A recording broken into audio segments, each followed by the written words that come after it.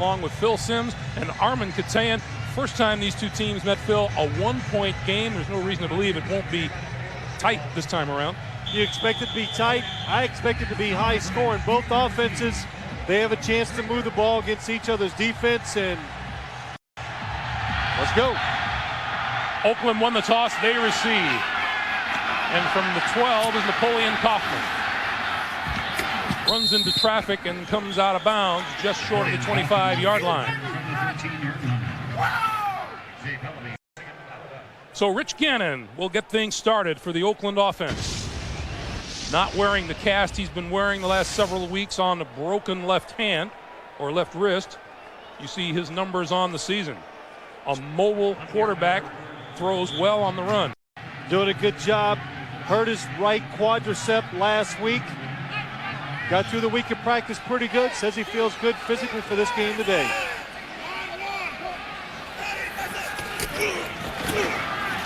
Tyrone Wheatley. This side across the 25 to the 27-yard line. Sean Springs and Chad Brown with the tackle. When you look at this Raider offense, it can do it all. They're running the ball well. They're throwing it well. When they run it, they can do it with speed, with Napoleon Kaufman. And when they want the power, there's Tyrone Wheatley, Rich Gannon throwing it well, Tim Brown catching it. And Greg, you said it. They got a mobile quarterback. So this West Coast offense, John Gruden's offense, it's about as good as it's been since he's been here. Wheatley and Ritchie in the backfield. And Gannon going to throw into the flat. It is complete to Ritchie out of the backfield. Out to the 30-yard line. And we welcome those of you who have been watching the game between the New York Jets and the New York Giants. The Giants winning it by a score of 41-28. Along with Phil Simms and Armin Katayan, Greg Gumbel here in Oakland. Was that a misprint, 41-28? You sure?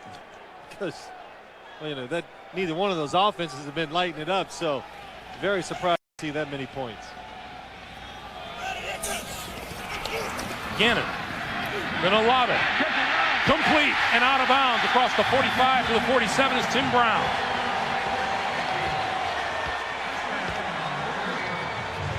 Tim Brown against Chris Candy. Watch what he does. He takes off, goes right down the line of scrimmage, and uses his other receiver, James Jett.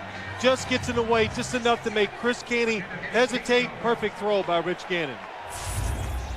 Tim Brown closing in on another 1,000-yard season as you look at his numbers. When you see Tim Brown, you're covering him. Your biggest concern is he's always going to run across the middle. So when he goes outside, it catches you by surprise. Brown comes in motion. The give straight up the middle to Wheatley. And Wheatley across midfield to about the 48-yard line of the Seattle Seahawks. A look at the Oakland offense. Tackle to tackle. Mo Collins, Steve Wisniewski, Barrett Robbins, Barry Simms, and Big Lincoln Kennedy at right tackle. In the backfield, Napoleon Kaufman and John Ritchie, Tim Brown and James Jett, the receivers, and the blossoming Ricky Dudley at tight end.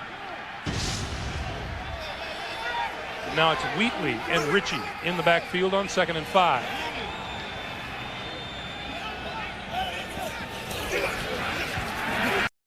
Gannon will throw with all kinds of time over the middle. It's complete across the 40 to Tim Brown to about the 37-yard line. Take a look at the Seahawk defense for Mike Holmgren here today. Michael Sinclair, Riddick Parker in place of Sam Adams, Cortez Kennedy, and Philip Daniels. The linebackers are Darren Smith, Anthony Simmons, and Chad Brown. On the corners, Willie Williams and Sean Springs, Jay Bellamy and Kerry Joseph are the safeties. Kaufman and Ritchie in the I formation behind Gannon. This is Napoleon Kaufman. Can't go outside. Philip Daniels is there. You know, look at this Seattle defense, Greg. The thing, I think the key for them today is, just talking to Mike Holmgren last night, the up front people, the front four, have got to find a way to get pressure on Rich Gannon. Because if you don't, the wide receivers, the formations, that's going to create open spaces down the field. Then you put in Rich Gannon's mobility, makes it awfully hard to stop this offense. Kaufman lone back in the backfield.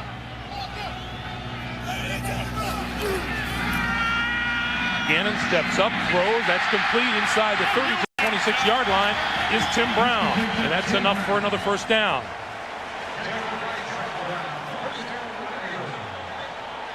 And we welcome those of you who've been watching the game between the Tennessee Titans and the Baltimore Ravens.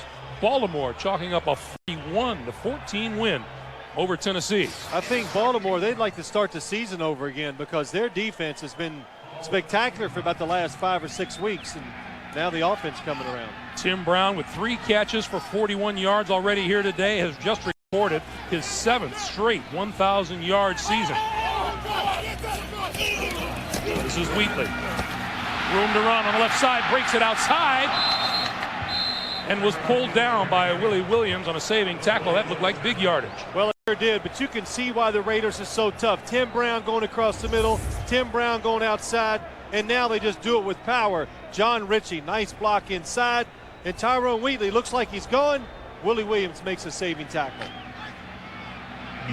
But if you watch the films and you study this Oakland Raider offense, it's got it all working. Everything is clicking. It's just you're John Gruden. You're going, well, what do I call now? Because it all looks good. 2nd and 6. Pass complete inside the 10 to the 9-yard line is tight end Ricky Dudley.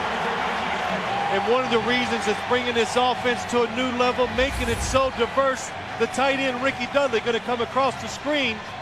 I'm sorry, there he is down at the bottom. Breaks out, perfect throw by Rich Gannon. And Ricky Dudley, what a target he makes down the field. 6'6", 250. He can run, and now he's catching the ball consistently when it's thrown to him. Finally producing for them. This in his 4th year, the former first-round draft pick out of Ohio State. Gannon gives to Wheatley. Wheatley back over the middle, inside the 5 to about the 2-yard line. Chad Brown, Kerry Joseph with the tackle there. Well, impressive opening drive, and you look at this, you look at the Raiders. Think about how they've lost their last 2 games. On a Monday night to the Denver Broncos, last week against the Kansas City Chiefs when they had a 14-point lead in the 4th quarter. But John Gruden says, we had a really terrific work week this week. The players are upbeat. They believe in what they're doing. They think they're going in the right direction. Well, it shows so far today. Ritchie and Crockett in the backfield. Crockett, short of the end zone, stopped at about the half-yard. James Willis, number 95, delivering a big hit for Seattle. You know what I like about the Raiders, too, their offense, Greg, that's changed? Everybody's involved now. You know, the running backs, there's Crockett, you know, Napoleon, Tyrone Wheatley, the wide receivers, the tight end, and it's, well, listen, so the element of surprise is the best thing you can have as an offense. So when you have that many weapons, it makes you productive. 3rd and goal. Crockett. No touchdown signal yet from an official. Darren Smith, Chad Brown on the stop. And onto the field comes the field goal unit. Well, I'm surprised. I know you want to get points on the board, but this is about 6 inches. Well, let's take that back. It's about 1 inch from the goal line. I look at a situation like this. There you go, 6 inches. I was right the first time. Even if you didn't make it, it would make it so hard for the Seattle offense to come out from that end zone. Michael Husted from 18 yards out. And it's good. So a fine drive by the Raiders comes up shy of a touchdown, but the Raiders put 3 on the board and lead it 3-0. Gannon 5 of 5 for 57 yards on that 13-play, 75-yard drive. And now Husted set to kick it away to number 30, Amon Green, and number 19, Fabian Bowens.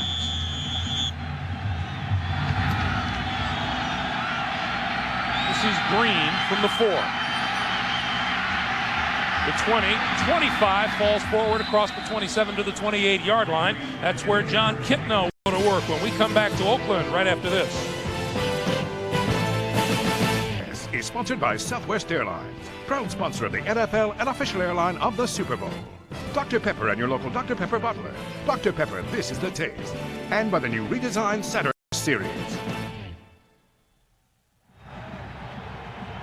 Welcome back to Oakland, everyone. Greg Gumbel along with Phil Simms. Always interesting to see how a team is going to react when they take the field and they have to win a football game. The Raiders looked like it on the opening drive. Hey, Greg, desperation is a great thing in this league. It always is. So the Raiders came out. They showed that sense of urgency. They got down inside the 1 yard line. Little surprised they didn't go for the touchdown, but the way it's been going for John Gruden, he says, I'll take the 3 for sure. John Kitna, Seattle quarterback. 2,085 yards on the season, and getting up slowly off of the ground is Reggie Brown, the blocking back for the Seattle Seahawks, and he's being helped off the field. Brown, fourth-year man out of Fresno State. And he'll be replaced by Max Strong. Here's Mike Holmgren. Had a pleasant chat with him yesterday. Oh, it was great. I like talking to coaches when they're open like he was, because you come out and you go, well, I learned something about him, the team, and he taught me a little football. So it's a good visit. Waters in motion, quick pass over the middle, juggled and dropped by Strong, incomplete. Seattle's offensive line, Walter Jones, Pete Kendall, Chris Gray, Brian Habib, and Grant Williams. Ricky Waters, you saw Reggie Brown just hobble off the field, replaced by Strong. Derek Mays and Sean Dawkins, the wide receivers, and the tight end is Christian Foria. And now Joey Galloway onto the field as a third wide receiver. On third down, Kitna, deep drop, throwing deep down the field. It is intended for Galloway.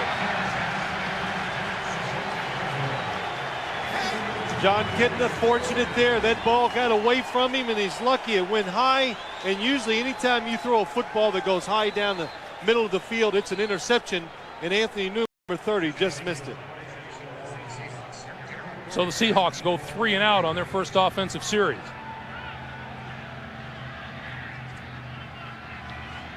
And back deep is Darian Gordon.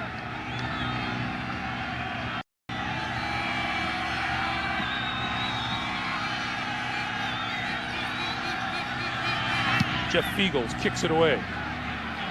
Gordon will pull it in from his 27 and immediately brought down. Fabian Bowens, number 19, 44-yard punt and no return. Rich Gannon, the quarterback for the Raiders, I guess you'd say he's on a roll. He's 5 out of 5 so far here today. Completed the last 5 passes last week. 10 in a row. So what do you tell me? Spell it out. That he's rolling. He is hot. Rich Gannon. See what happened on each team's respective opening drive. Napoleon Kaufman alone back in the backfield, and Gannon shouts to his receivers on each side of the 4 wide receivers. Quick drop. Gonna loft it down the sideline. Has his man complete. James Jett out of bounds. Make that 11 straight completions for Gannon. Well, what we're seeing so far is the Oakland Raiders just giving a lot of formations and a lot of looks. And this time they spread the field and they get James Jett one-on-one with Willie Williams. James Jett not making as many plays as maybe you would expect, but he still has that ability to get down the field with the speed and get open. Ritchie and Wheatley in the backfield now. First down from the Seattle 39. Wheatley for a couple. And let's check for the first time today with Armin Katayan. Armin. Thanks, Greg. There's a very special relationship between the two head coaches in this game. It goes back to Mike Holmgren's days when he was offensive coordinator at San Francisco. He hired John Gruden, who was then an assistant coach at the University of Pacific. John's first assignment was to input all these plays into a computer. He had a month to do it while Holmgren was on vacation. He slept in his car during the entire time he was working on this thing, came back, went with Holmgren to Green Bay. Both of them men praised each other as role models and great inspiration in each other's lives. Back to you, Greg. All right, Armin, I believe Mike Holmgren described the car as a $50 Buick, if I'm not mistaken. Right. That was a good story. Gannon with time, throws, complete, across the 30, inside the 25 is John Ritchie. And another first down for the Oakland Raiders. You know, Greg, we said it already. If you do not get pressure on Rich Gannon with these receivers in this system, he moves around, buys himself that extra time, and this time it's John Ritchie, the fullback, down the field getting a chance to make the second move. And John Ritchie, let's take a look at him here. Oh, look at him. He's all groomed. His hair's looking good. He cleans up for the pictures. He cleaned up for that photo. He looked good. Kaufman and Ritchie in the backfield, first down from the 23. Kaufman, left side, across the 15 to the 14-yard line. You know, you got to watch this. You're sitting at home. If you haven't watched the Raiders a whole lot this year, you've seen the first drive. You're watching this second one, you go, wow, they look really good. How come they're 5-6? And, well, I think they're wondering the same thing. A lot of people in the league, they have a lot of good spurts in games. They play a lot of good football, but somehow they find a way late to lose them.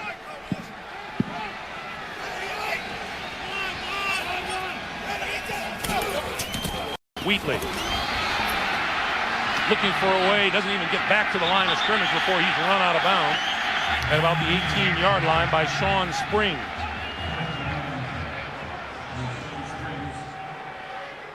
There's Sean Springs, number 24.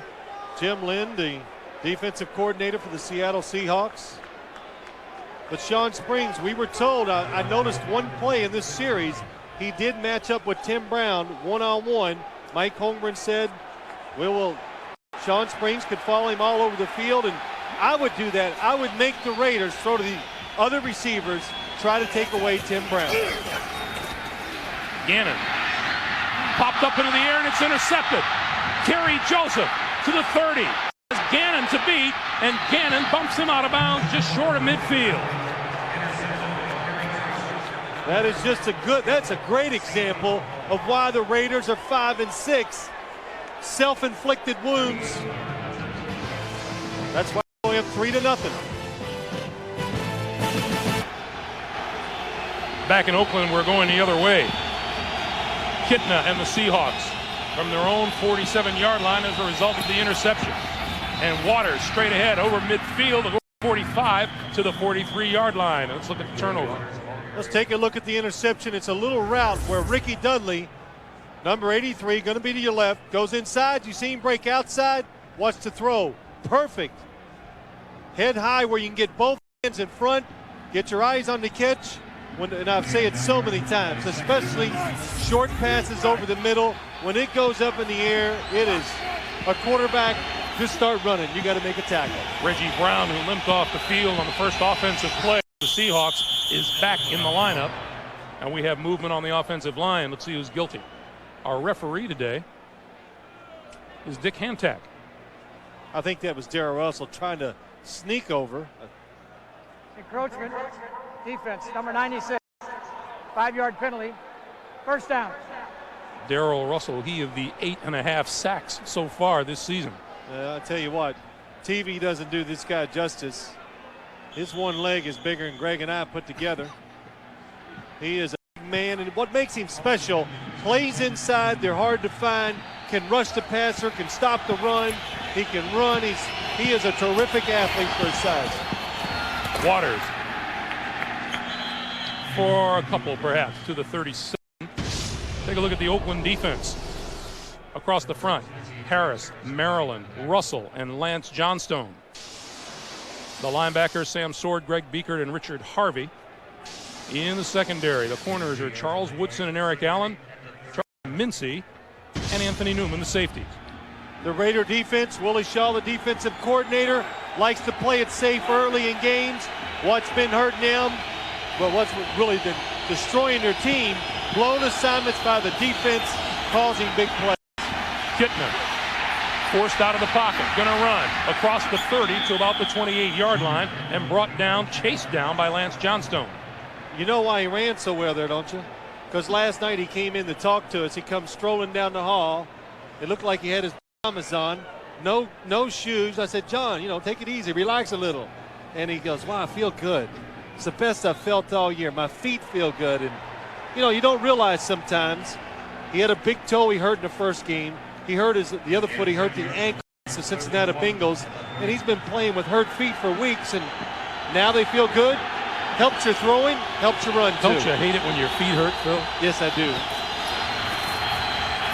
The pitch coming this way is Amon Green, and Green breaks across the 10, and it'll be 1st and goal for the Seahawks.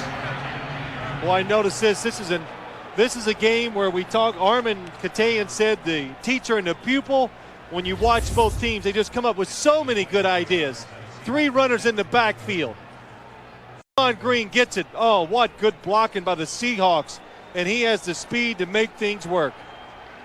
Now, I'm sorry, Bill. I'm going to say Brian Milne, number 44, got a terrific block to spring Amon Green.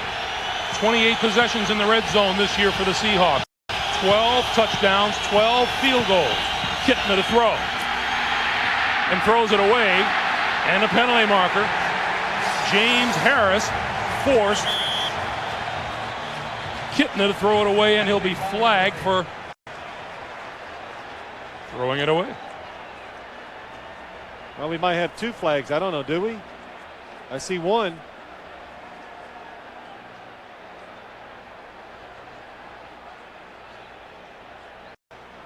Kitna says he has someone. Well, I think John Kitna trying to get out of the pocket. To me, it didn't look like he got outside the tight end position, and I don't think he even threw the ball far enough to get past the line of scrimmage. So the grounding penalty is loss of down included against the Seahawks.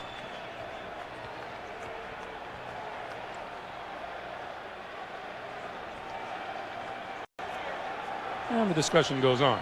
Here comes Dick Hantek. It's quality time. You got to spend it. Ineligible, number 62, offensive team, downfield. That penalty is declined. Intentional grounding on number 7. That penalty is accepted. That Let's is see a if he spot gets of the outside that foul line. and loss of down. Nope, not even close. Down. Well, it's just an easy call for Dick Hantek. You know, most of the time, when in doubt, they will not throw that on the intentional grounding, but that was not even close. So a 2nd and goal with 1 second to play here in the first quarter from the 23-yard line. Waters breaks across the 20, down to the 15, loose football picked up by the Raiders.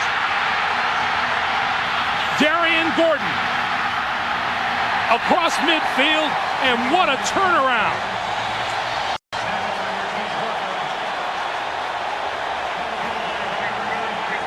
From 1st and goal, the intentional grounding, and then the loose football, and fortunes have changed. Waters lost it. Gordon picked it up. When we come back to start the second quarter, the Raiders are on the move again. Mind you, coming up on the NASDAQ Halftime Report, Jim Nance, Craig James, Randy Cross, Derek Glanville with scores and highlights from our studio in New York coming up on the NASDAQ Halftime Report. That fumble, Phil. Let's take a look at it. Marquise Walker, number 38. Look at that hand on top of the ball. He finally gets it out of Ricky Waters, and it's a fumble, and Darian Gordon turns those punt, returns fumbles. So the Raiders with first down at the 7-yard line as you look at Gordon on the sideline. Wheatley and Ritchie in the backfield behind Gannon. Quick pass this side, complete. James Jett. And Jett brought down close to the 35-yard line. The Oakland Raiders, everything's working for them. 2 almost perfect drives, and they got 3 points out of it. John Gruden calling the plays. I'm waiting for him to make one of those faces. You know how he looks out of his eyes. It always comes a couple. There it is. Mike Holmgren says to us, you know, where did he get that look? My wife says sees him on TV and goes, John's never done that. Well, when you're a head coach, you start doing some things differently. Another first down for the Raiders. On the move is Kaufman. Kaufman to about the 33. But you know, talking to John Gruden on Friday, we had a chance to talk to him quite a while, and he was talking about the team, the organization, but we spent a lot of time talking about Rich Gannon and his relationship with him, and he thought it was kind of neat. He thinks that him and Rich Gannon are really starting to get close, and he used a word that kind of caught me by surprise. He goes, we're bonding. You know, we're starting to bond. We think a lot. We like work, and he said it's really working out well. And he just said it's good to be around a quarterback who's such a professional, wants to do the right way, and it's good for the whole team. And he says they had to learn to trust each other, learn how to communicate. Well, and he's still learning that. I'll give you an example. And now timeout is called by Gannon. And we'll take a timeout with 13:37 to play here in the first half. We're back.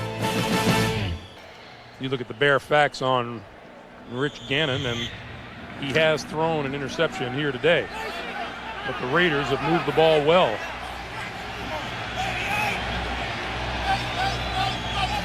Brown in motion. Gannon throws, complete to Ritchie. Ritchie looking for the first down marker, and he gets it. The Raiders had 6 first downs to 2 for Seattle in the first quarter. That's their second first here in the second. Well, John Ritchie, big blocking fullback, but really, like a lot of fullbacks now in the NFL, an exceptional pass catcher, gets out in the flat. That's the main route that they run. Play action fake, don't block, release out in the flat, catch it, and try to make somebody miss. Philly's looking for a girlfriend, too. He's always looking. The best line I've ever heard, he goes, I got to hurry up and get married because I'm just getting uglier. Tyrone Wheatley for a couple. I look at John Ritchie. John, no, you're not. You're young, you're healthy, you're a good fullback in the NFL. You're fine. He's always can't get anybody to date him. I feel sorry for him. Let's take a look at him. But see, the headshot doesn't do him justice. I saw him, we actually had lunch with him at the Raider complex, and his hair was all over everywhere. And I was informed that that's just the new style. He was wearing a new style, so. Napoleon Kaufman alone back in the backfield as Gannon throws. Kaufman return the corner, diving, and appears to have another first down. Chris Canty forced him out of bounds for this game. Every team would like to have a change-up runner like Napoleon Kaufman. Gannon going for the end zone, bobbled, and touchdown! Tim Brown!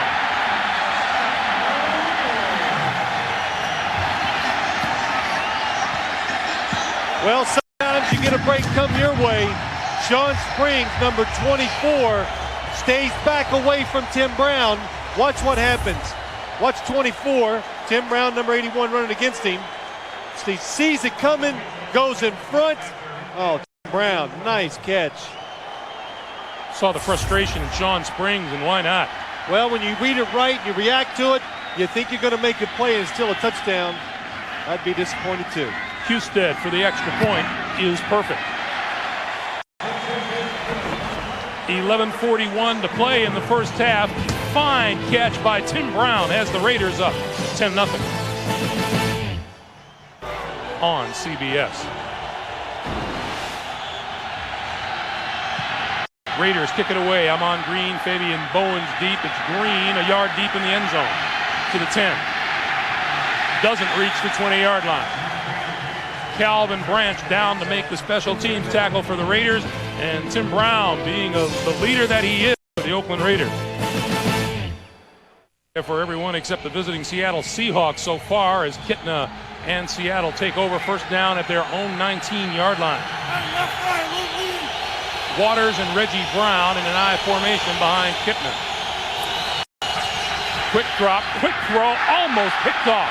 Incomplete. Eric Allen drawing a bead on it, didn't get a chance to hold on.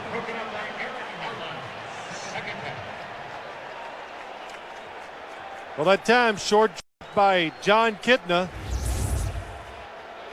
Blitzed by the Raiders. I like this. Sam Sword coming from the outside. John Kitna has to get rid of it. The ball gets tipped.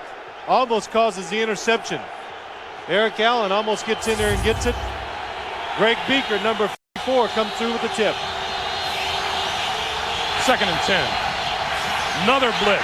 Kitna over the middle, complete. Across the 25, across the 30 is Derek Mays, and that'll be a first down. And let's check in with Armin Katayan. Armin. Thanks, Greg. You know, Seattle was the site of some very public protests this week over the World Trade Organization meetings. In the privacy of the Seahawks locker room, there were some protests as well. Chad Brown told us for the first time in 3 years he found some anger and outrage in the locker room after that loss to Tampa Bay. He said before there was a lot of mumbling and grumbling. He said before there was a lot of goofing around. This time, no, a lot of mumbling and grumbling, and he said that's good. Winning is addictive, he said. Back to you. You bet. Armin, thank you. First down, Waters looking for running room and gets a couple. Well, what Armin says is so true. Losing becomes acceptable a lot of times in organizations, and that's what Chad Brown was kind of referring to before. The Seahawks would lose. Everybody go, well, I played well. It's so big deal we lost. And now, hey, as the old saying, there's a new sheriff in town. That's Mike Holmgren. You're held accountable every single week. They're more organized. Chad Brown and the players, they can sense it, and that's one of the reasons why they're 8-3. The sheriff and his troops had won 5 straight before losing last week to Tampa. And Chad Brown happy to see that the team didn't like it one bit. Kitna with time over the middle, through behind his intended receiver, Derek Mays. Well, I asked Mike Holmgren last night, John Kitna cut off a 5-interception game. Are you worried about your quarterback? And he goes, I'm always worried about my quarterback. And he said he brought him in this week for a little talk. Said, okay, John, we got that out of our way. The fans booed you. You played bad. The press wrote some bad things about you. Now let's just go back out there and keep working and do what we're doing. And when he says I worry about my young quarterback, it's because he's young. I think he's starting to trust him, knows he's playing solid football, and he's a big reason why they're 8-3. Intensely interested in how he reacts to that game last week. The pass overthrown and intercepted.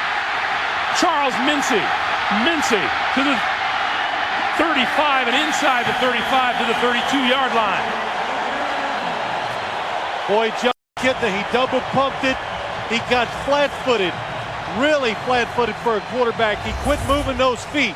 Watch him as he gets back, and now he just kind of hesitates. Oh, and look how he comes underneath it.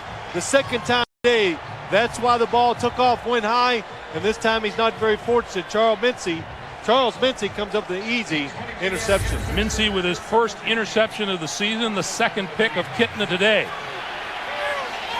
First down, Raiders at the 35. Wheatley. Close to another first down, just a bit short. I'll tell you what, they razzle-dazzle you with screens and they move people around, Tim Brown, and then they just come in there with 2 tight ends, Tyrone Wheatley, and it's just right at you. Michael Sinclair missing the tackle. Tyrone Wheatley, he has been a terrific addition to the team. You know, it's easy to understand now why John Gruden sat there 2 mornings ago and said, yeah, we could easily be the ones coming into this game at 8-3. I tell you what, Greg, as we got ready for the game, if I didn't know the records of the teams, I would have said, man, this Raider team is good. It's better than the Seahawks, but they haven't proven it on the field. Their problem is just mistakes. It's not lack of physical talent. They make mistakes on offense. They blow big-time assignments on defense. That's cost them many games this year. Just saw John carry for the first down, a rare rushing attempt for Richie this season, only his 5th of the year. Well, see, that'll make him more attractive out there in that world when he dates. More versatile, run, catch, he can do it all. On first down, Coleman, big hole up the middle to the 11. And that will be close to another first down. And this Seahawk defense, you know what? It gives up a lot of yards, and you're seeing why. Look at this inside. Cortez Kennedy, blocked by Barrett Robbins inside. That really gets it going. Look at number 63 over here. And Napoleon Kaufman cuts off of him, and another big gain by the Raiders. You know, we were talking to Barrett Robbins the other day. He said, you know, these big guys against Seattle, he enjoys playing against him, but he says you can't lean on Cortez Kennedy or he'll go by you. Wheatley behind Barrett Robbins up the middle. See, as I look at the game, the Raiders came out and said they did this. They kind of had them, you know, guessing where we're going to go. And all of a sudden they just line up and said, now we're just going to come right at you. And what a display of offense so far by the Oakland Raiders. Oakland, the second best offense in the AFC at 346.5 yards a game. Who's better? And it's showing already. I said, who's better?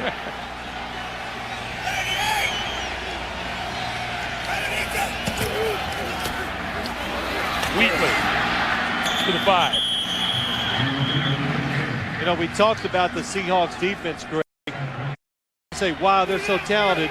I think the same thing is starting to happen to Seattle, and I think we have a tendency to overrate that talent. Answer your question is the Colts, by the way. Thank you. Pass far side, complete, touchdown, Tim Brown.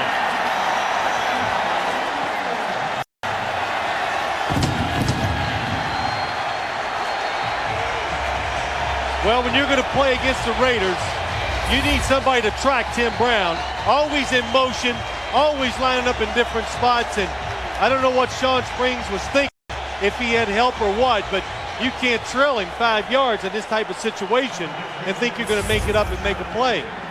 Second touchdown of the day for Brown. This one a 5-yarder.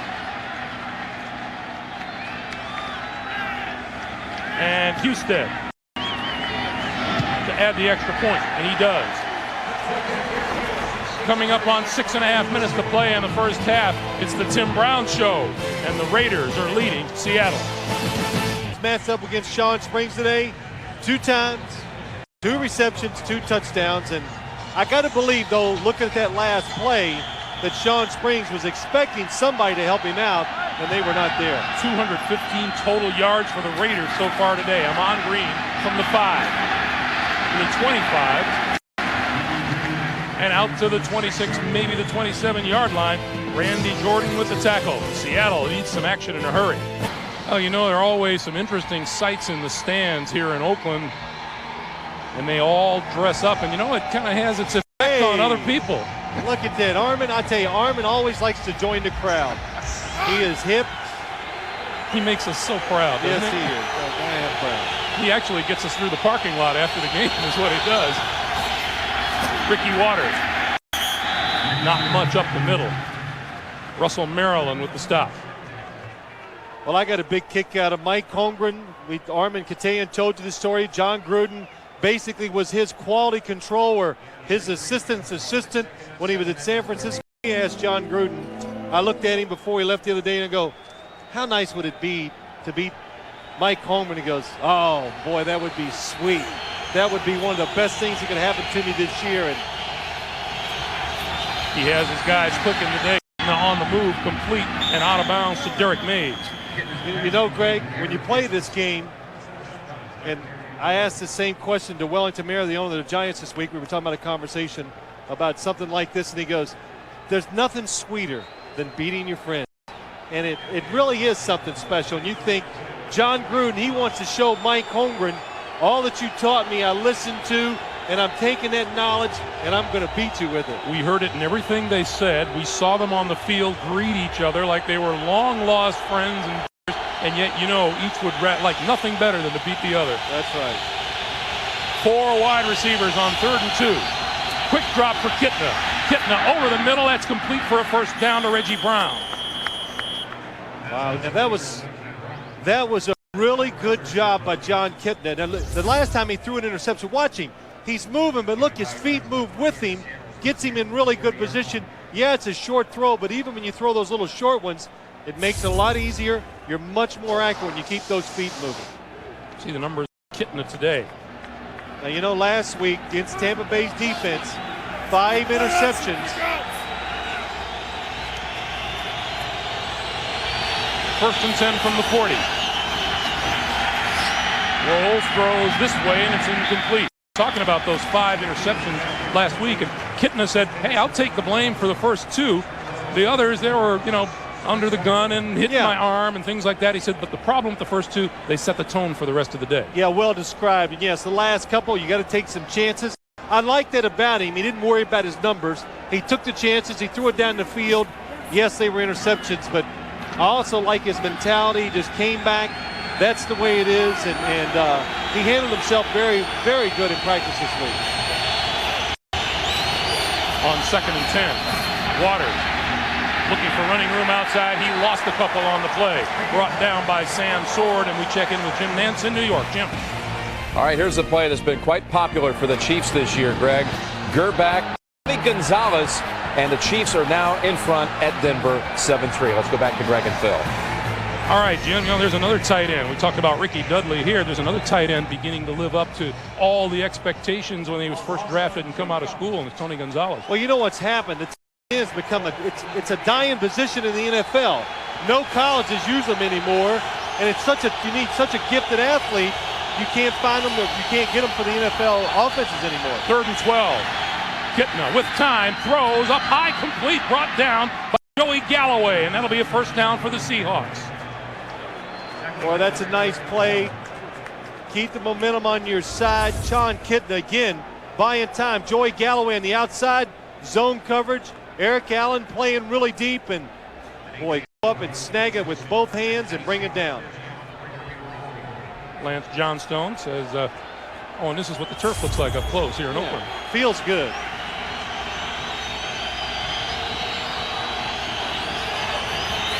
From the 34. Clock moving up on 3 minutes to play in the first half. Waters tries the outside, turns the corner and out of bounds for a couple of yards, and run out of bounds by Charles Mincy. And we remind you, track the stats of your favorite teams and players, and check out the NFL Insider Spotlight only at www.nfl.com. You know, hey, we were talking about John Kitna, Greg. I like what he said. He says he woke up early Wednesday morning. His wife, Jennifer, is sitting next to him, and she looks and she goes, "Are you sure you want to go to work?" And I'm implying that he threw the 5 interceptions, and she was kind of having a little fun with him. And he looked at her and laughed. He goes, "Yeah, I think I'll be okay." Hitting a quick one over the middle, complete to Reggie Brown. And Brown up close to the 35-yard line. Sam Sword with the tackle.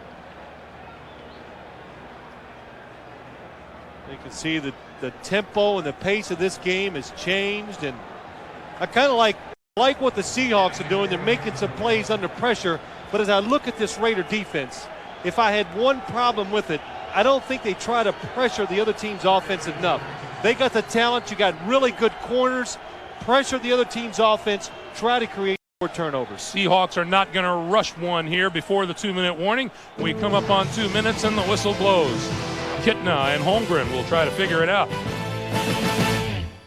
Coming up on the NASDAQ halftime report, Jim Nance, Craig James, Randy Cross, Jerry Glanville with all the scores and highlights coming up on the NASDAQ halftime report. Hey, when are you going to let me start reading some promos? I want to do it. I want to help you out more. Give me about 30 seconds out. You got one. From the 36-yard line, 3rd down. Kitna going to throw, tip, incomplete. Joey Galloway, the intended receiver, coming over the middle. I think you're in a position here. Mike Holmgren going to decide if he wants to go for it on 4th down, but another good job inside. Lance Johnstone coming around, trying to create pressure inside, gets his hand up and deflects a sure pass completion. So timeout now on 4th down, and Mike Holmgren going to try to figure out what he's going to do when we come back. Been very successful on 4th down attempts this season. 0 for 5. They're 4th and 1 here. What does he do? Well, I think they're going to throw it. Mike Holmgren invented that pass with Jerry Rice in San Francisco, where they go to one of the slot receivers who runs like a little quick out, and they throw it. And now the Raiders call timeout. And John Gruden with a little smile on his face. And keep the Seattle Seahawks as the only team in the NFL without a 4th down conversion so far this year. A little chess game going on between he and Mike Holmgren. 4th and 1, 5 wide receivers. You see the 5 wide receivers caught the Raiders off guard a minute ago. Kitna going to keep it. First down as he dives inside the 35-yard line. Well, that's a play that I haven't seen Mike Holmgren call much over the years. That's a Mike Shanahan, John Elway, Dan Reeves. I never got to run it, Greg. Just thought I'd throw that in there. Was there a reason for that? I was too valuable. They didn't want me to get hurt. How's that? That's the venture. That's the guess I was going to venture. Kitna going to roll this way and look and keep it again. Dives inside the 30 to the 28-yard line. Hit head on by Richard Harvey and Greg B. But you know, in a head-on collision, John Kitna's going to win. Well, we got to talk about that head later on somewhere. I almost want to reach up and rub his head when he comes in last night. Got the shortest haircut of any quarterback in NFL history, but this drive, they need to get some points on the board to get some confidence going in at halftime. 12th play of the drive, the pass to Derek Mays outside. He gets enough for the first down and gets out of bounds to stop the clock with 57 seconds left. And this is a nice drive they've got going. Is under adverse situations, some third down completions by John Kidna, a fourth down quarterback draw. He picked it up, and you're down 17-0. You can feel the pressure if you're the Seattle Seahawks, so they're answering here, and it's very important to them going in. There's that reversal of fortune on this play, on this drive alone. Almost as many yards as they have the entire game. 5 wide outs again. Kitna, pump fake, goes for the end zone. It is incomplete. Batted down, intended for Mike Pritchard. Well, you can kind of see that coming the whole way. The reason they spread the Oakland Raiders out, it made the safety split deep, but the ball has to be in the air so long that Anthony Newman, number 30, gets all the way across the field and makes the play. And also Greg Beaker, number 54, he was so deep, he made John Kitna hold the ball just a little longer than he wanted. Nicely thrown ball by Kitna. Hit Pritchard in the hands just before Newman got there. 2nd and 10. 52 seconds to play. Seattle has 2 timeouts remaining. Another pump fake. Time, throws, out here. Waters to the 10, falls forward to the 7. That'll be 1st and goal for Seattle. And a timeout stops the clock with 42 seconds to play. Boy, that was really, again, very well done by John Kitna. Looking down the field, and I thought he was going to get hit from behind. Fumbled the football, and he forced Ricky Waters as his outlet receiver to pick up another first down. First thing that you said to Mike Holmgren when he walked in to talk to us last night is, you know, when we talked to him earlier this season, he had a little question about John Kitna or not, and he likes the development that he's seen in him over the year. Well, I get the impression that this is going to be his guy, that John Kitna is going to be the quarterback that Mike Holmgren is going to try to build this team around. And so far, really, except for last week, there would be nothing there to show you to think that he can't get it done because he's been consistent. Mike Holmgren was very conservative in his play calling early in the year. He's starting to open it up, and when he has, John Kitna has rewarded him with that. And in all honesty, Mike Holmgren took much of the blame for that loss last week against Tampa Bay. He said, I messed up in a lot of the things that I called. That does happen sometimes. Coaches get in bad rhythms. They call the wrong plays, and the players will suffer the consequences. 1st and goal. Kitna pulls it down, comes this way, and then going to throw it away before he gets leveled back to the yard line. It'll be 2nd and goal. Boy, a lot of good decisions that time. Nobody open. He almost throws it to Ricky Waters. That would have been trouble. Pulls it down, and then, oh no, get rid of it. And Lance Johnstone gets that nice little hit in there. That's the 2nd time Johnstone has introduced himself to Kitna here today. Well, that's what he is, Lance Johnstone, number 51. He is a pass rushing specialist. Relies on his speed from the outside. 6 sacks to his credit this season. The pitch for Waters, left side, cuts it back, touchdown! Wow, what a run, what a move. And what a drive by the Seattle Seahawks.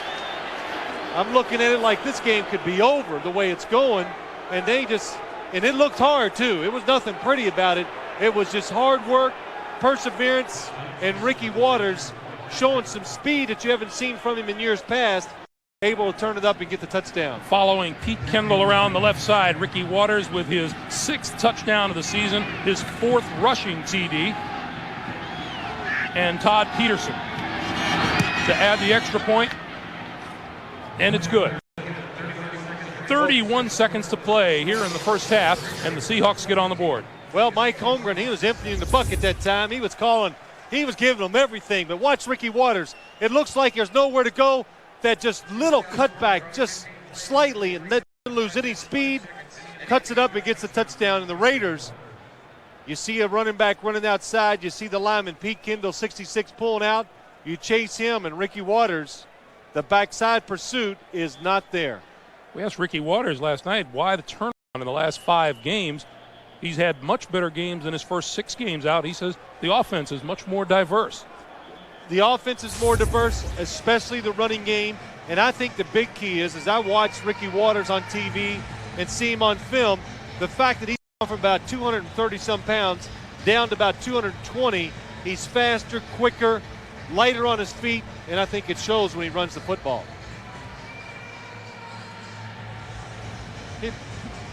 Remember, the Seahawks on that drive converted a 4th down for the first time this season.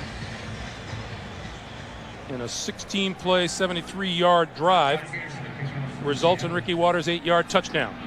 Branch and Kaufman are deep. Going to skip down to the 15-yard line, bouncing around, finally picked up by Branch, and Branch up the sideline to about the 30-yard line. Monday on CBS, celebrate the holidays. I got a Christmas gift this week from you. That was very nice. I had an one. Yeah. Okay. Well, I'll get yours soon and send it to you. You didn't open it yet, did you? Sure did. I can't wait. Well, what a good first half by both teams. A couple mistakes, but a lot of energy, good execution by the offenses, and it was exciting to watch. Terrific Raiders. Yeah, it might be an understatement. Impressive. 12 of 13. The one that was incomplete was a perfect pass to Ricky Dudley. But as I look at the game, the Seattle Seahawks, they got to find a way to stop the Oakland Raiders. And if you continue to play what I say zone defense, in other words, watch the offense and react to it, you are not going to stop them. I think they're going to come out, take a few chances to get back in the game and have a chance to win. Well, it's nothing new for the Raiders to be leading right about this time. What would be new is if they could hold on to a second-half lead for a while. From the 8 is Charles Jordan. Bounces off a tackler to the 30. And finally gang tackled at about the 32-yard line. Take a look at the statistics in the first half. Pretty much dominated by the Raiders. But look at those 14 points off turnovers. Well, a lot of good numbers. Passing yards impressive. Total yards, you're right, the 14 points when they got the opportunities. They did something with them, but also the Raiders threw an interception on about the 5-yard line. They failed to score inside the 5 with 3 tries. Only got a field goal, so Seahawks kind of fortunate to be where they are. Big Seattle touchdown near the end of the first half got them on the board. Ricky Waters with the run, and we check in with Armin Katayan. Armin. You guys to be reading John Gruden's mind. I said, hey, impressive first half. And he looks at me, he goes, been there before, done that. I said, well, the students kind of went up on the teacher. And he goes, hey, give them credit. They're 8-3. We're 5-6. We're the lowly little team here. And he's like looking at me again. He's got something up his sleeve. Back to you guys. We know the look, too, Armin. That look has to be unique in the National Football League. Oh, that's great. You just look at it and you don't know if you've done something wrong or not. Kitten to throw. Pulls it down, now reloads and hits his man close to the 45-yard line. Tight end Christian Fauria. Well, what's kind of happened for the Seattle Seahawks on their offense? The offensive line has finally kind of gotten the rhythm of the game. They probably were a little shocked at first, maybe by the Raiders' strength and speed up front. Now they're giving John Kitten the time, and as you watch the game, John Kitten is finding his second and third receiver almost every time back, getting the completions and moving the football. On first down, Kitten to throw again. This time going to go deep, has a man open, it's incomplete. Joey Galloway had it and dropped it. Boy, was that a nice play by John Kitten. Looks down the middle, kind of fakes it, and here's Galloway on the outside. The safety can't get over quick enough because the tight end was going up the middle. And Joey Galloway, Mike Holmgren said to us last night, no matter who you are and how talented you are, you can't come in this league with these great athletes and think you're going to pick up where you left off the previous year. And, well, it's kind of shown so far. There's 6 receptions coming into the game, only 1 so far today. Waters gets nowhere. James Harris helps stuff that play. But you look at that last play to Joey Galloway, Greg, that's really something the Seahawks need. They need a playmaker on offense. They need to throw more footballs where the guy can catch it and just score long touchdowns instead of having to work so hard, which we saw in the first half, to get a scoring drive put together. Galloway's 4th game back after his holdout. And this is the kind of play Mike Holmgren can use Galloway's talents on 3rd and 13. 4 wide receivers, and Galloway is among them. Quick drop, quick slant, complete, diving, first down, Mike Pritchard. You know, if you're going to play defense, and you could say this against either one of these teams because they both like to run somewhat of the same type of offenses, look at the defensive guys, how far off they are. When you do that in the National Football League or against the system that Mike Holmgren is running, that's what it's designed to work against soft defenses. And John Kitna and these Seattle receivers, they will continue to throw and catch until you pressure them and put some pressure on the receivers. Kitna to throw again. Throws and threw behind his intended receiver, Sean Dawkins. I think that ball was tipped at the line. You know, Mike Holmgren, he learned a lot of his offensive strategies and things from Bill Walsh, who started this whole run of the so-called West Coast offense, and it's designed for teams that play zones, that drop back and look at the quarterback. And the talent level of receivers and the quarterback, you just can't do that anymore. They will throw and catch on you all day long if you play that type of defense.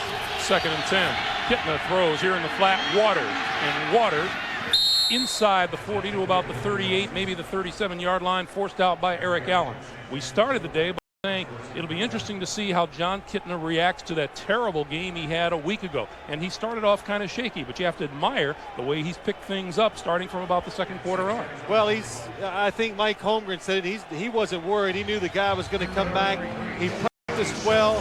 He hung in there today. It was rough in the early going.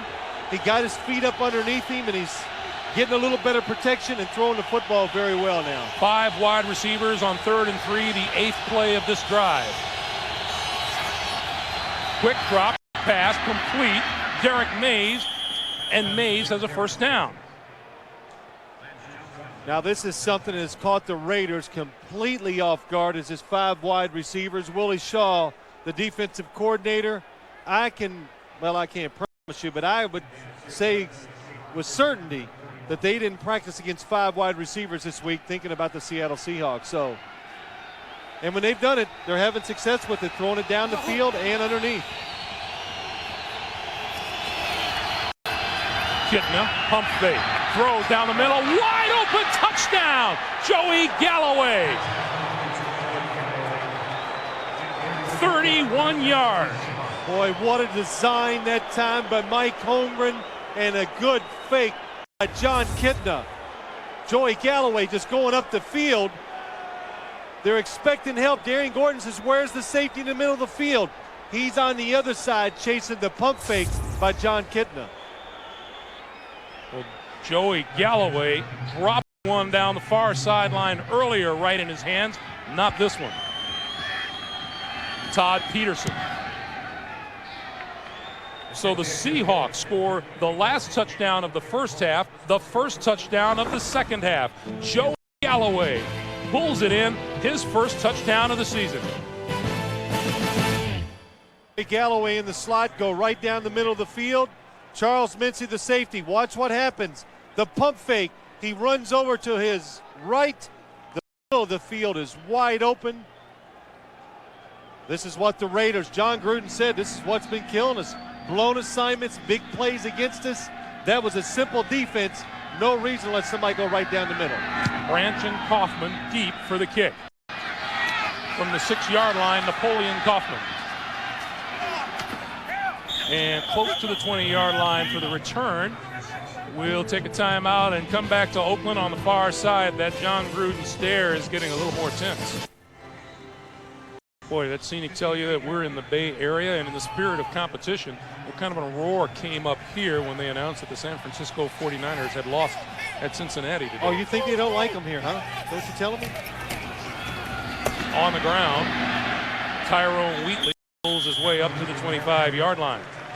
Chad Brown, the tackler, boy, was he fun to talk to yesterday. Chad Brown, yeah, he was. I still have nightmares. Yeah, I bet you do. Chad Brown talking about the Seattle defense, but what Greg is referring to is he likes exotic animals, and he has a company called Pro Exotic, and it deals mainly in snakes. Lots of snakes. I hate snakes.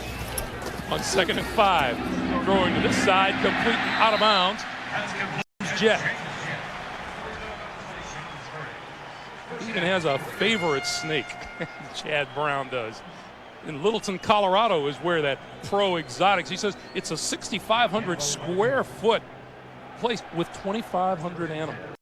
Oh, you know, it does make you kind of like go, ooh. You think? And what was the one? The albino python. The albino blood python. Blood python, yes. He's got quite a few of those and explained all about it. And it was interesting. Not much yardage there for Tyrone Wheatley. By the way, when you opened your albino blood python, how did you like your Christmas present? Oh, yeah, right. But, you know, listen, I'll tell you the one thing I did learn from Chad Brown. He talked about Mike Holmgren. This is his third year out here in Seattle, and he says it was a shock to him to come from the Pittsburgh Steelers and the way they run their organization. He came out here and he's like, wow, they let too many little things go. And he understood that's why they're losing. He says, now, Mike Holmgren, we take the little things, the plane, everything is always perfect, even our field, the way it's mowed, it's done the right way. And he says that, again, all those things add up to being 8-3. Gannon throws, complete. Ricky Dudley. Midfield and a first down for the Oakland Raiders. Well, good job, good protection by the Raiders offensive line.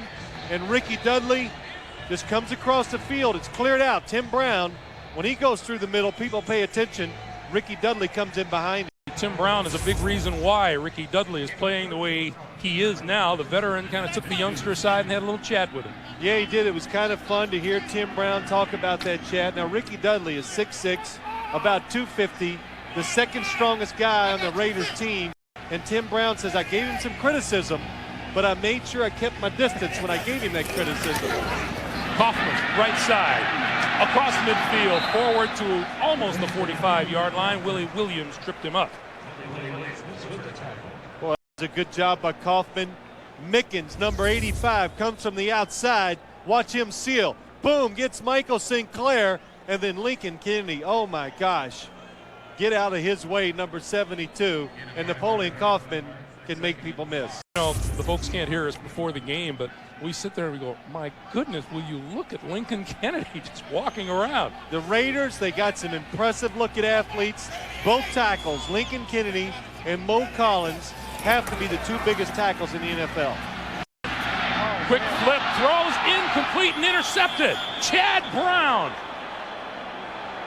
And now they say incomplete, that he did not get it. Let's take a look. Boy, Rich Gannon, every ball he's thrown today, he's been perfect. Again, just maybe puts it a little too hard to Napoleon Kaufman, and nice call. You know, there is a great camera shot. I don't think there's any question that that ball was dropped. No, there's no question. No question whatsoever. No reason for challenge. Great, though? Is that overstated? Oh, it's great. Okay. Could it be any better? 3rd and 5. That's Tim Brown in motion. Gannon, all kinds of time, has his man wide open in the middle of the field. Terry Mickens inside the 25-yard line. First down, Raiders. Greg, we talked about it at the beginning of the game. If you want to stop the Raiders offense, you somehow got to get some pressure on Rich Gannon. This time the ball comes out. He had so much time to wait for receivers. Terry Mickens was covered across the middle, stopped, goes the other way, and then he's wide open. Antonio Cochran, number 90, got a hand on that ball. Gannon still completed it to Mickens for the first down. Boy, I tell you, Rich Gannon is in perfect rhythm. The Seahawks have got to do something to get him out of it. Go back to Wheatley on the ground game and gets 1, maybe 2 on the play. Continues to move as we come up on 6.5 to play in the 3rd. You know, Greg, though, we started the story and we didn't kind of finish it. Ricky Dudley, though, number 83, tight end. Everybody's been waiting for this guy to be like the tight end in the National Football League. And what Tim Brown went up to him and said is you got to learn to practice like a pro, all out, do it the right way, because you can't run half speed in practice and then run full speed in the game and think you're going to make the play. That's a different circumstance, and you got to learn to do it the right way. And he's really done that the last few years. There's Dudley, 15, 10, 5, down to the 3-yard line. First and goal for the Raiders. And you know what's happened because he's practicing better, it's coming on the field, and even Rich Gannon says, I got so much more confidence in him as a receiver now, and it shows. What an element, what a dimension to your offense. Look at that, goes over the top of the defender, and I tell you, that is one big target, and he has got the speed to make it happen. Ricky Dudley at 6'6", 255. The 9th pick overall back in '96.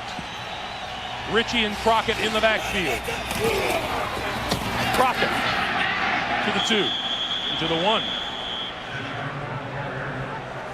Well, Greg, I think we kind of came into the game and we'd asked John Gruden and the Raiders, you know, the offense, and you know, when a coach and players look at you and go, yeah, we're clicking, or we got it, you know what? They really must be clicking, because all coaches and players try to downplay anything good all the time because they never know when it's going to turn against them. But this Raider offense is really executing at as high a level as anybody in the National Football League now. 2nd and goal. Crockett. No touchdown signal yet from either side of the field.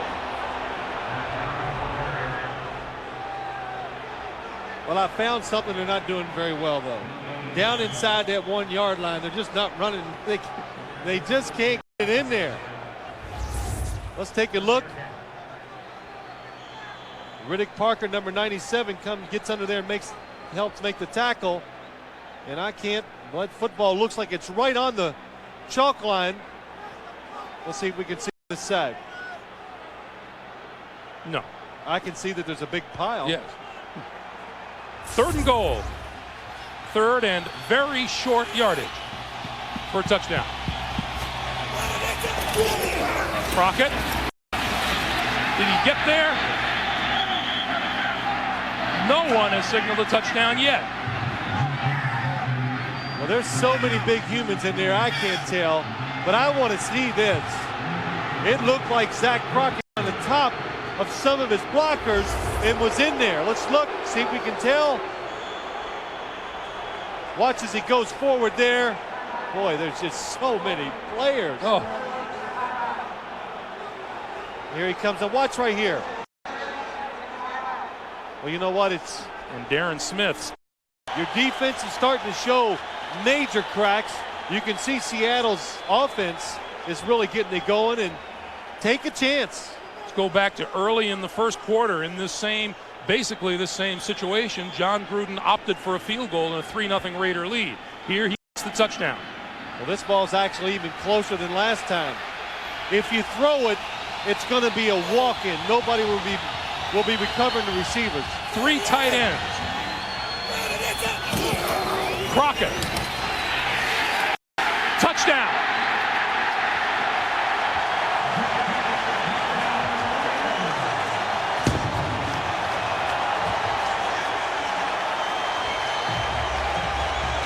John Gruden believing if at first you don't succeed, try again and again and again. Well, even if they don't make it, I still think it was the right call. John Ritchie gets in there, and what it is, it's just good hard running by Zach Crockett for the touchdown. James Willis, the man who met him head on at the goal line, Crockett won the battle.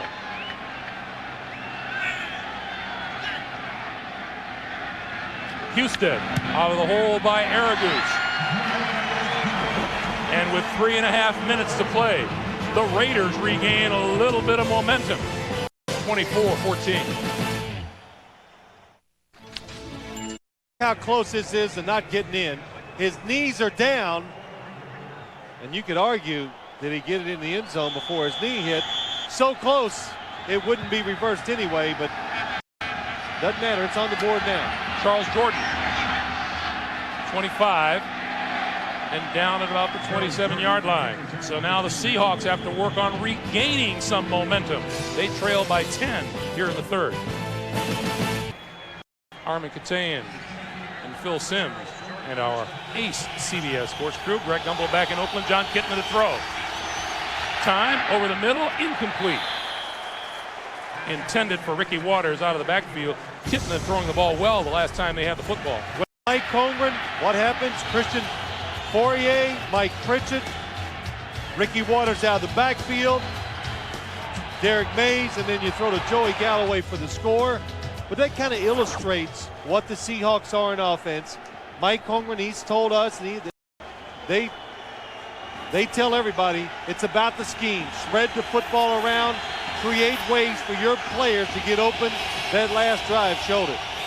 Raider fans getting a little bit more involved here. Kitna throws complete to Brown out of the backfield. And not much of a pickup. A couple at most as the clock winds down toward 3 minutes to play here in the third quarter.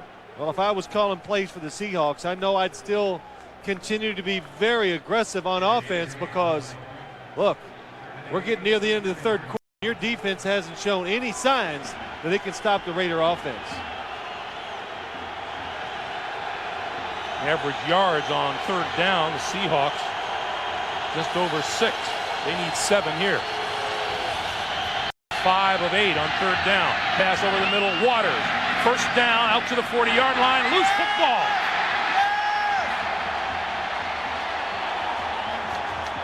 I couldn't tell Ricky Waters saying he's down. I did not hear a whistle. I know there was no whistle blown, and nobody pointed to the ground. Anthony Newman holding the football and saying, is it ours? And the officials are in conference. Well, let me just tell you, since the whistle did not blow. And still hasn't blown. Yeah, that's good. Let's see what happens Here's first. Dick Hantak. Uh-oh, here we go. Rolling on the field. Fumble by the offense, recovered by Oakland. First down. Well, let's take a look. Ricky Waters going to sneak out of the backfield. Look at the Raider defense, how far it retreats. And let's see if he is down. Couldn't tell from there. And nothing but Raiders covering it up. Boy, it's Boy, close. that's really close. It looks like the knees could be down. Let's see, here's a better shot. All right, Greg, you make the call. Richard Harvey, number 52, pulls it out. Mike Holmgren's going to challenge this. It looked like that ball, to me, came out at exactly the same time his knee hit the ground. So, after reviewing the play stands as called on the field. It is a fumble. Timeout is charged for Seattle. So Seattle loses a timeout. Each team now has 2 remaining here in the second half. That's what this system is for. Mike Holmgren did the right thing because he knows this turnover could be the difference between winning and losing, so you can take a chance and throw it up there. Third Seattle turnover of the day, and the Raiders have converted 2 of those turnovers to touchdowns. So the Raiders take over first down at the Seattle 41. Napoleon Kaufman, the lone back, play fake. Gannon steps up, throws, and overthrows Tim Brown.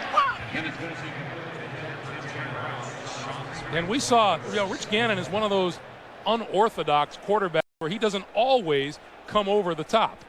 Well, very seldom does he stand still and just come over the top to throw the football. Derek Walker, number 86, limping off the field, but we asked John Gruden about Rich Gannon and his throwing style, and he kind of laughed. He goes, sometimes on the sidelines, he'll throw a pass and complete it. He goes, I can't help but smile and laugh because nobody in the NFL can throw sidearm, almost underhanded, better than Rich Gannon. Play clock down to 3, down to 2, down to 1, and they get it up. Kaufman to the 37. You know, talking about Rich Gannon's throwing style, we said something to Tim Brown about it, and Tim Brown goes, you know, I didn't realize he threw so sidearm and did all those awkward throws during training camp. He says, we're playing the Chicago Bears in the game, and I'm running across the middle, and I'm looking back thinking, here comes the ball. I never saw it. It hits me in the stomach, knocks the breath out of me, and he says, somehow I still caught it and ran across there, but he says, you just got to be alert when you're running across the field and Rich Gannon's back here because that football will come out from anywhere. Raiders 2 out of 5 on third downs this game. Straight drop for Gannon, pulls it down. All kinds of time to throw. And now escapes the sack, gonna wait and throw to the sideline. Is that caught? It is caught. And a first down. Oh, it's an amazing play. It was amazing because let me tell you, The Raider receiver got so tired, they all stopped. They just gave up. They couldn't run anymore. They changed directions 2 times. The Seahawks defenders all over them. Look down the field. Look in the middle. They're covered. Oh, now he's open, but he's under duress. Oh, Rich looks like he was limping, takes his time. Oh, and throws a strike. Ricky Dudley catches it. Well, remember, Rich Gannon comes in with a sore quad muscle. That was funny. I kept looking for somebody to break open deep. Nobody could. Kaufman squeezes through inside the 25 to the 22-yard line. Simmons and Chad Brown with the tackle. 4 catches for Ricky Dudley today. 4 catches for the tight end, and all of them for first downs. Well, they got a lot of weapons on offense. Wide receivers, Ricky Dudley, a couple running backs, a quarterback that moves, a system that does a little bit of everything. And I think we're just seeing what John Gruden is trying to get to and accomplish since he's been with the Raiders. This offense is showing it now. 2nd and 2 as we come up on the end of the 3rd quarter.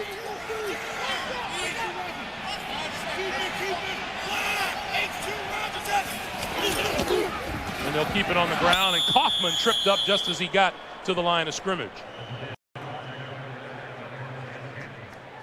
And time expires. That's the end of the 3rd quarter with the score. The Raiders 24 and the Seahawks 14.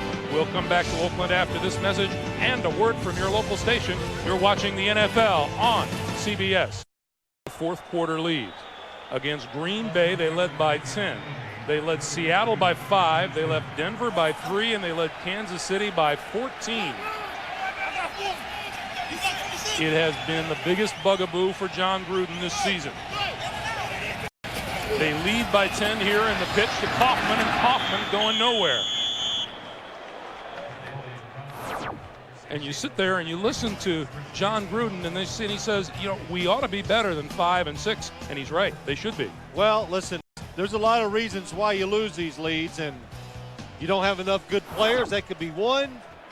Players blowing assignment. There's just so many reasons, but even Mike Holmgren said it. Don't look at the record when you're playing the Raiders. They're better than that. You got to play very well to beat it. Michael Husted will try from 41 yards out.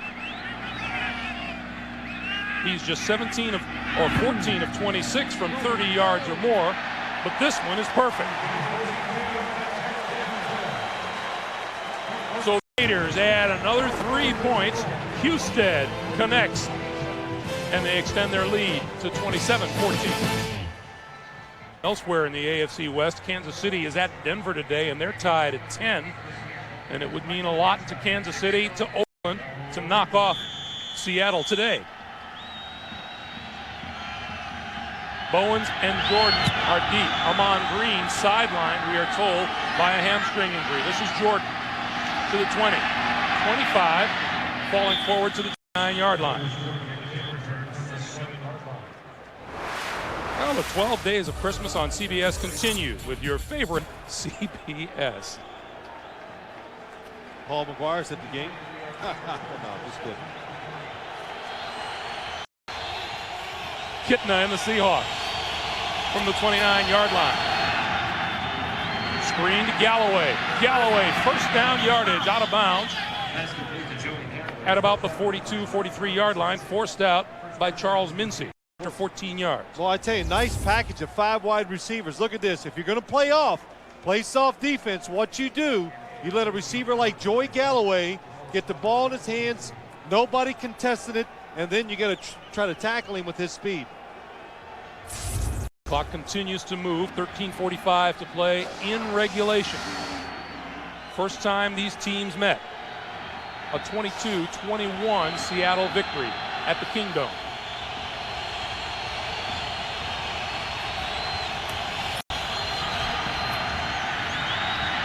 Kitna throws, complete to Waters out of the backfield, midfield, 45, and another first down for the Seahawks. So 2 big gainers, and now the Seahawks offense is rolling again, and John Gruden is not pleased. I know what he's yelling at is the offensive lineman for the Seattle Seahawks. That time it was Chris Gray, the center. He was out leading the way in the screen. He was at least 5 yards down the field before the football was thrown. That's illegal, Phil. That's what I heard. But you know what? The screens, a lot of teams are starting to hedge and cheat a little, get those linemen down the field a little quicker. You see it quite a bit when you watch games. First down at the 43-yard line. Short drop this time. Kitna throws, tipped incomplete. It'll be second down. James Harris got his hands up, tipped the ball, but when you see a lot of footballs being tipped, and John Kitna's had quite a few tipped today, that means either too much penetration defensive line or the quarterback is not finding those lanes to throw in. Sometimes you blame it on the quarterback. Move a little to your right, move a little to your left, whatever it takes to get away from people to throw the football. Second and 10. The Seahawks go with 4 wide receivers. Mays in motion. And the give is to Waters. Lots of running room left side. 40, 35, inside the 35, and a first down at the 33-yard line. Boy, Rick, when you watch this offense, then Ricky Waters gets that ball, good speed, moves with it well, and really, like you said, Greg, the last few weeks has played extremely well. Ricky Waters says, you know, when Mike Holmgren became the head coach, I was happy to see his name in line for the job because he's brought in some discipline. Well, it just wasn't where it needed to be last year, and Mike Holmgren has solved that. Kitna down the field, complete inside the 10-yard line to Derek Mays. Wow, what a catch by Derek Mays. When this football was thrown up in the air, this had nothing but trouble written on it, I thought. Watch him in the middle. Nice little out move. Now he creates space between the defenders underneath and the safeties. Anthony Newman, number 30, comes up and makes the hit. But you can see Derek Mays protecting himself, both hands on the football, knows he's going to take the big shot, but hangs on. Mike Holmgren says he has great hands, great hands. The give is to Reggie Brown, and Brown inside the 5 to about the 3. Yeah, we talked to Mike Holmgren about Derek Mays, and I said, how is he doing it? Because the rap on him is he can't run real fast, and that's going to hurt him. He goes, that's right, he doesn't run very fast, but he says he has great hands, exceptional, and he says he's really sneaky. He knows how to get down the field and find those open spots and make the catches. At least once a day in practice, he makes one of those unbelievable catches. Second and goal. The lob, end zone, touchdown! Sean Dawkins. Man, what a play. That was really a terrific looking play. Mike Holmgren going for 2. Really sells it out. Oh, nice job by Sean Dawkins. I couldn't understand how he got so wide open. You watch the replay, you can see why. And John Kitna, Sean Dawkins move. That's like a training reel right there. Be patient as a receiver. The more patient you are, the bigger separation you can get sometimes from the defensive back. The extra point attempt by Todd Peterson is good. On the touchdown, Dawkins just freezes Charles Woodson. By the time Woodson recovers, it's too late. But are the divisional races ever heating up? Get a complete review of every team as they battle for playoff positions. Just click on NFL at cbs.sportsline.com. How's that computer coming along? It's doing well. And how are you doing on it? Yeah, I'm doing good. I've been typing on it, typing some homework for my kids. Is that illegal? No. Branch and Kaufman. 25, 30, and down at the 35-yard line. Let's go back to that touchdown. Well, Sean Dawkins taking his time, showing some patience. He's rewarded with a touchdown. Good play. And not everybody's happy about that touchdown. Look at the face of John Gruden. Phil Simms really not understanding what surfing the net is all about. That's not nice. Gannon going to throw. Over the middle, wide open. Terry Mickens. Mickens with a first down close to midfield. We check in with Armin Katayan. Armin. Thanks, Greg. You really don't have to be a genius to feel the sense of deja vu on this sideline. The Raiders have been faltering in the fourth quarter, outscored by 25 points. I just talked to a Raiders official on the sideline. He said, all those games we've lost in the fourth quarter, you hope we get the strength to pull through on this one. Back to you. All right, Armin, you know, you look at that man there, and you know that stare that you can get from him. He looks at you and makes you want to call home. Gannon to throw. Over the middle, wide open, Tim Brown, 40. 37-yard line, and another another first down. Well, the difference is in some of those other games than this one is you got to have more hope because the Raider offense not slowed down all day long. Tim Brown going inside. Look at that. Nobody around him. Nobody behind him. No linebackers in front. No pressure on Rich Gannon. Tim Brown, 6 catches, 73 yards, and a couple of touchdowns. Has a reception in 104 straight games. Look at those numbers on Rich Gannon. Jeez. Tyrone Wheatley to the 33. Clock continues to move. We come up on 9 minutes and 15 seconds to play here in the fourth quarter. You know, I think about things like this. I look at Rich Gannon. Look at what he's done today. 19 of 22. And I've watched him this year with John Gruden. He's been so successful, done such a good job. And I can't help but think, I think this is his 13th year just off the top of my head. And am I right? 12th year. I was close. And I think, wow, this is the first time that he's really had a chance to be successful from start to finish in one season. Pulls it down, throws complete to the 30-yard line. And now incomplete. No, they ruled the reception and the player down by contact. Ball incomplete. No possession. Third down. Incomplete. There we go. He heard you were making the wrong call, so Dick Handy wanted that to happens correct a lot. you. But here we go. Tim Brown, never quite gets, never has control of the football. Chad Brown, one of the defenders, that knocks it out.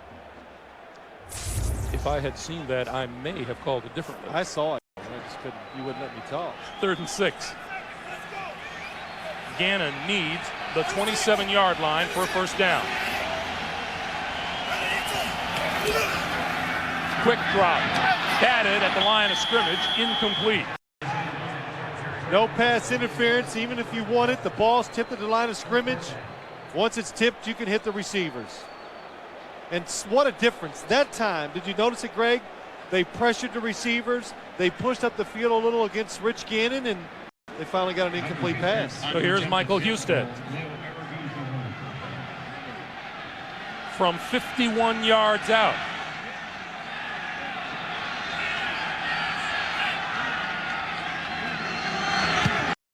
On its way. Looks like it's going to be short. Oh, just underneath. It does, under the crossbar. Hate when you come up short from a long distance away.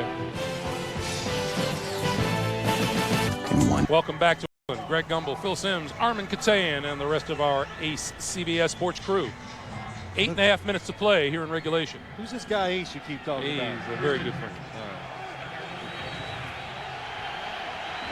So the missed field goal gives Seattle some pretty decent field position. They start out with 5 wide receivers. From the 41-yard line, blitz, quick pass, it's behind Charles Jordan, the intended receiver. We said at the very beginning how many close games these teams have been involved in. Photo finishes. November of '96, the Raiders won by 6. In December, Seattle won by 7. Then Seattle by 1, the Raiders by 3, and then earlier this year, the Seahawks by 1. That was pretty. That was very nice, wasn't it? Very nice. 2nd and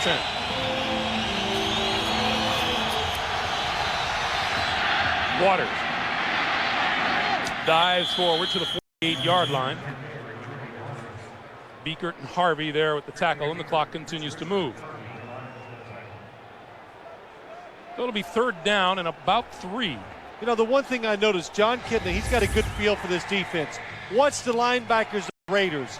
When he drops back to pass, if he sees them, look how deep they're going. Dump it off to the backs. Now, come up and try to make a tackle. Don't take a chance throwing it down the field. Go 5 wide receivers again. Screen to Galloway. Look for the running room. First down yardage out of bounds to about the 47-yard line. Well, the Raiders have seen this play enough today that you can see when it's thrown and they try to run this screen out to the left, that they attack the receiver a little faster, and good blocking by the wide receivers and Joey Galloway using that speed to pick up a first down. We said at the very top of the day, Mike Holmgren said it's about time Joey Galloway began to get more involved in the offense, and his intent was to do that for him today. Well, they tried so far today. He dropped one really big pass, caught a big touchdown. Waters twisting over the 45 to the 44. Russell Maryland with the tackle. Willie Shaw, defensive coordinator.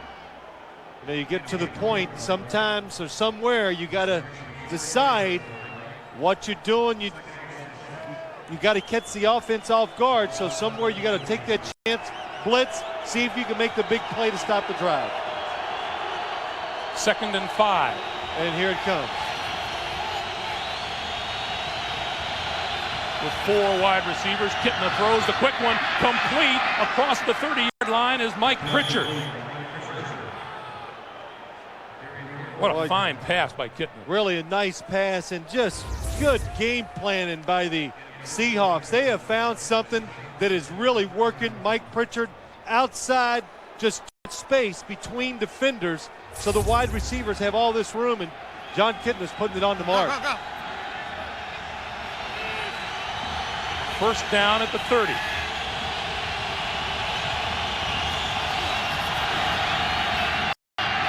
Going to throw down the middle of the field, intercepted by Newman. 10. Out of bounds close to the 20-yard line, and that blunts the Seattle attack for now. Well, John Kitna threw the football exactly where he wanted to go. The problem is, Anthony Newman, the ball stays in the air too long. He sees it, makes the interception. Technologies, dreams made real. Seattle turned the ball over 6 times last week, 4 times today. 6 times last week. 10 in 2 games. 5 interceptions and a lost fumble a week ago. That's right. And 2 interceptions and 2 today. Anthony Newman's first interception of the season. First down at the 20 for the Raiders. First down, Tyrone Wheatley. Let's go back to the pick. Let's take a look why the football was intercepted. Joey Galloway going up the field. Anthony Newman never moves. Take a look. It comes down. He sees John Kitna looking that way the whole time. And look at the quarterback size. He looks at Joey Galloway the whole time. That is easy for Anthony Newman, number 30, to pick it off. You know, there has to be a little deception always, either in the routes, the quarterback looking one way, throwing another. That time, no deception. That's why Anthony Newman got it. On first down, Tyrone Wheatley for a couple across the 35. You know, so much at stake here in the 4th quarter. They can automatically win 2, 3, 4 games the rest of the year. It's possible they could go into a tailspin, and who knows who could win the AFC. Hoffman, big hole left side, out to midfield, and more. The 30, bounced out of bounds at the 20-yard line. Sean Springs finally made the stop after a 44-yard pickup.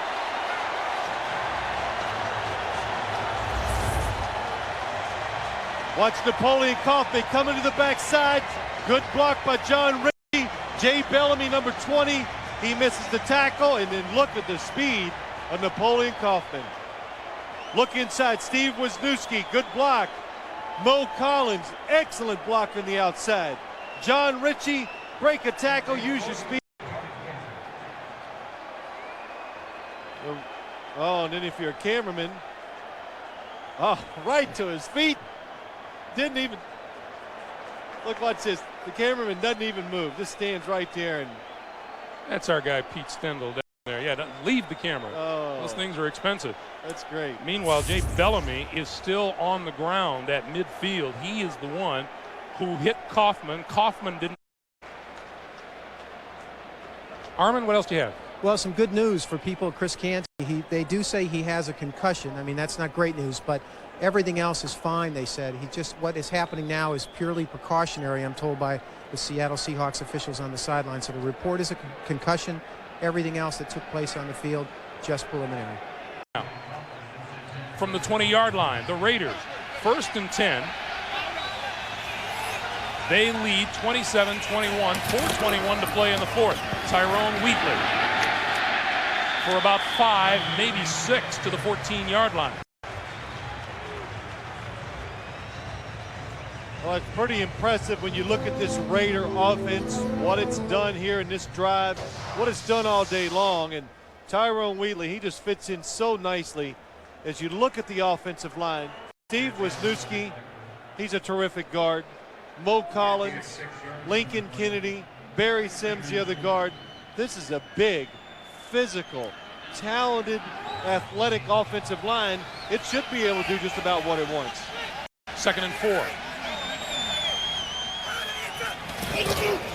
Keep it on the ground with Wheatley, tries the right side, diving across the 10, inside the 10. It'll be 1st and goal for the Raiders. How difficult it must be, Phil, especially for the Seattle players to refocus and try to get back to the business of the game. Well, it's hard for all the players. Good, but let's look at the play. Good blocking up front. And watch Tyrone Wheatley when he gets outside. He lowers himself, gets down to the same level as the defender.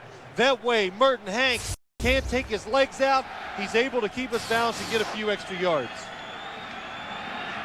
Clock continues to move. 3 minutes to play here in the 4th. The Raiders looking to put the Seahawks away. 1st and goal. Wheatley at the 7. Well, you don't take any chances if you're the Raiders. 2:40 to go. You're up by 6. A field goal puts you up by 9. Seattle has 2 timeouts. Now, Seattle's got to start determining when they're going to use a timeout to save some of the clock. So they know the Raiders have to run one more play before the 2-minute warning, and then you use your timeouts afterwards. Each team with 2 remaining. And this will be the last one prior to the 2-minute warning unless the Seahawks stop the clock.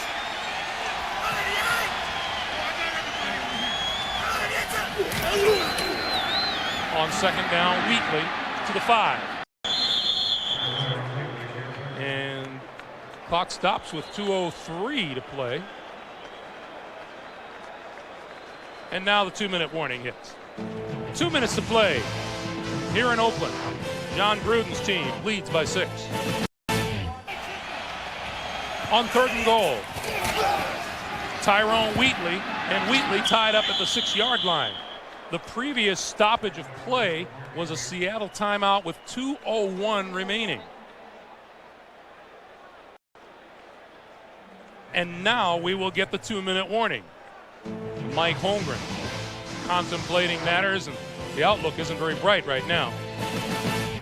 John Gruden has sent his field goal unit onto the field with 1:57 to play. And on 4th and goal, Michael Husted will attempt a field goal. We apologize for coming back so abruptly, but the officials called the timeout on the field, called the 2-minute warning, and then added time to the clock. Changed their mind. They can do that too. But this field goal down, they're up by 6. This will put them up by 9. It almost puts the game out of reach for the Seattle Seahawks. And it's just a short field goal attempt, but it is huge in the overall scheme of things for the Oakland Raiders. This will be a 23-yard attempt. And while we have a moment for those of you expecting to see 60 Minutes, you're watching the NFL, CBS, and the game between Seattle and Oakland. I'm Greg Gumbel along with Phil Simms and Armin Katayan. It's a 27-21 Raider lead. 60 Minutes will be seen in its entirety immediately following this game, except in the Pacific and Mountain time zone. 23 yards out, a big for Houston and the Raiders. And it's good.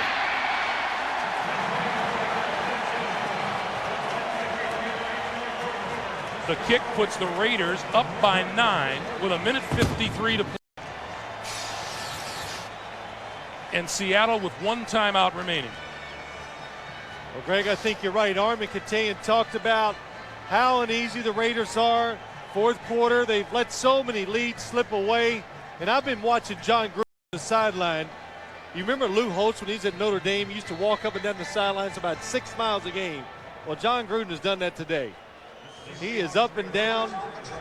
And I think a lot of it has to do with some of the ways they've lost, but also I think a lot of it has to do with the fact he's going against Mike Holmgren, the guy he learned under, and he made he didn't hide the fact that he really wants to win this game. That's one of the big reasons why. Given a choice, whether he'd rather win it or not, yeah, he'd rather beat Mike Holmgren.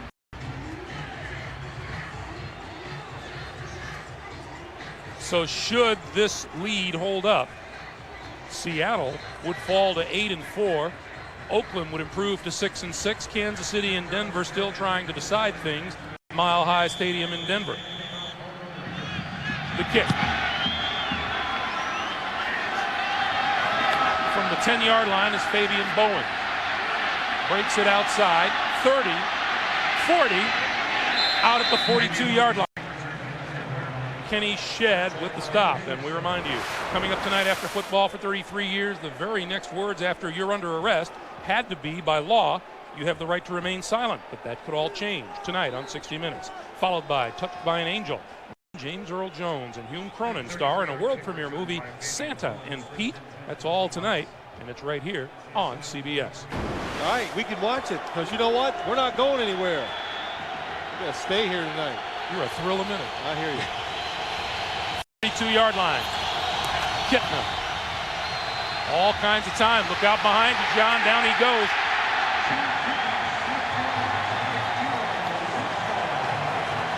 Darrell Russell. Now 9.5 sacks on the season. Well, Darrell Russell, you got the advantage here of just good coverage down the field. John Kitna looks around, can't find anybody, and if you keep hustling, you get some sacks. Kitna throws this side, incomplete, intended for Galloway. And Charles Woodson was there to make the play, and Woodson still bent over on the ground.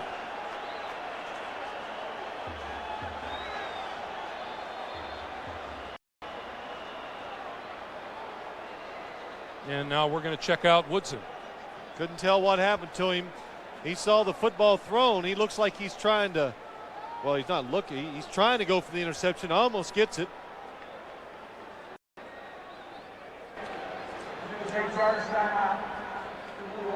Woodson, the second-year man from Michigan, has one interception, resulting in a 15-yard touchdown. This is a charge timeout inside of 2 minutes.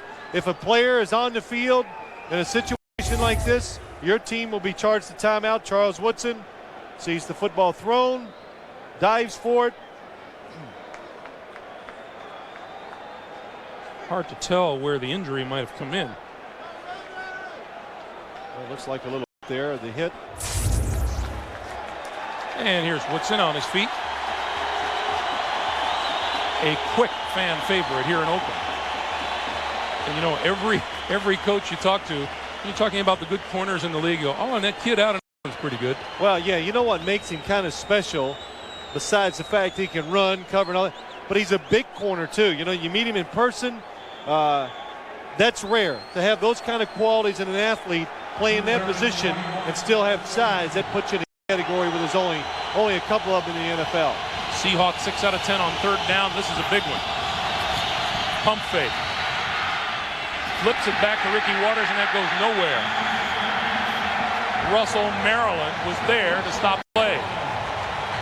I think, Greg, when you look at this game now, 2 losses in a row by the Seattle Seahawks, this division race is not over. Not by a long shot. 4th and 23. No choice but to go for it for Mike Holmgren and the Seahawks. Throws far side. It is complete, and that'll be a couple of yards short of a first down for Sean Dawkins. That's a 20-yard pickup. They needed 23, and the ball goes over on downs.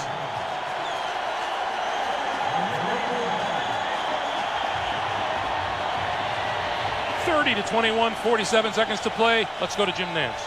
All right, Greg and Phil, with this game all tied at 10, Denver and Kansas City. Tamarek Vanover with 5 minutes to go takes the punt 80 yards for a touchdown to give the Chiefs the lead. However, they miss the extra point. 4:53 remaining. Let's get back to you. Tamarek Vanover has kind of a habit of doing things like that, doesn't he? Gannon takes a knee, and the clock continues to move. Well, you see it. This puts the Raiders 2 games behind the Seahawks. Depending on what happens with Kansas City and Denver, Seattle's lead could be 1 game over Kansas City, 2 over the Oakland Raiders, 4 games to go. Look out. You know, now you're the Seahawks. There's a little self-doubt that creeps in for the first time this whole season, and sometimes a young team trying to learn how to win, that makes it difficult for them to go out and get that done. Off the 5-game winning streak, this will be a 2nd straight loss, and time will run out.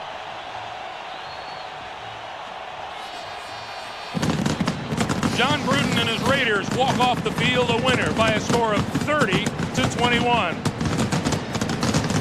Fireworks here in Oakland, and it's no wonder. Once again, our final score, Oakland 30 and Seattle 21. Coming up next on CBS, except in the Pacific and Mountain time zone, stay tuned for 60 Minutes. We hope you've enjoyed it as well as we have. For Phil Simms and Armin Katayan, I'm Greg. So long from Oakland, California. You've been watching the NFL on CBS.